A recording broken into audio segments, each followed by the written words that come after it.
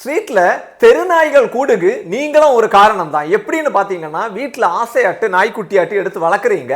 குறிப்பிட்ட நாள் தாண்டும் போது என்னன்னா அது வளர்ந்து அழகா வருது. அதுலயே நீங்க வாங்குற டாக்ல பெரும்பாலும் உள்ளதெல்லாம் பிரீட் டாக் தான் வாங்கி வளர்க்குறீங்க. அதுங்களுக்கு இன்ஃபெக்ஷன்னா சீக்கிரமாட்டே வர தொடங்குது.